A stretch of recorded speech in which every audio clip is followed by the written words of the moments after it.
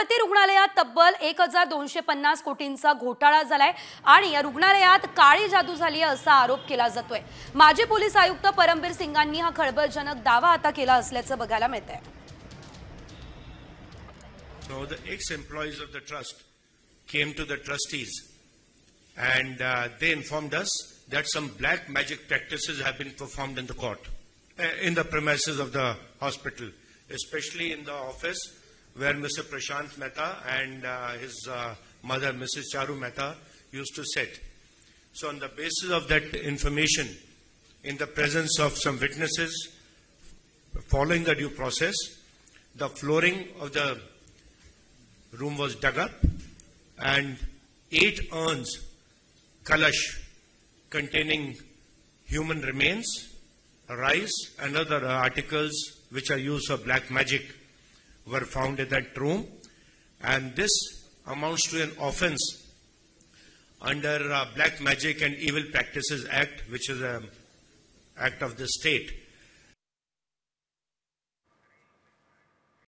Comscore नुसार आता isakal.com आहे देशातील नंबर 1 ची मराठी न्यूज वेबसाईट। प्रत्येक अपडेटसाठी isakal.com ला नक्की भेट द्या। या संदर्भात आता अधिकची माहिती आपण घेऊयात आमचे प्रतिनिधी सचिन गाड यांच्याकडून। सचिन, आपण एकंदरीत पाहतोय लीलावतीमध्ये घोटाळा सुद्धा झालाय, काळी जादू झाली असं सांगितलं जातंय, नेमकं काय घडलंय?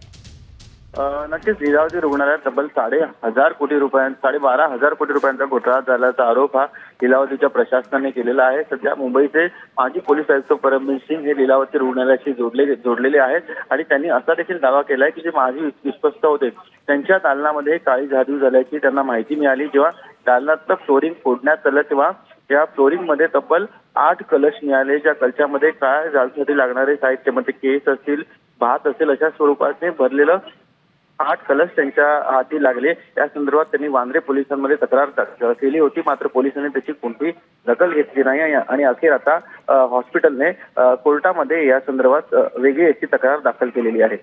निश्चितच धन्यवाद सचिन दिलेल्या सर्व सविस्तर अपडेटसाठी।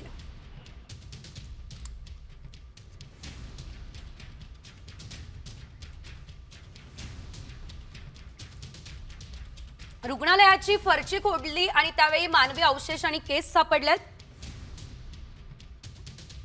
तांदूळ काळ्या जादूचे साहित्य असलेले 8 हंडे पुरलेले आढळलेले आहेत। माजी विश्वस्तांनी 1250 कोटींचा घोटाळा केल्याचा देखील आरोप आहे।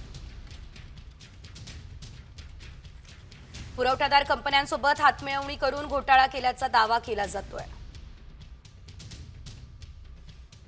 माजी विश्वस्तांविरोधात वांद्रे पोलीस ठाण्यात 3रा गुन्हा सुद्धा आता या प्रकरणी दाखल करण्यात आला असल्याचं बघायला मिळतंय।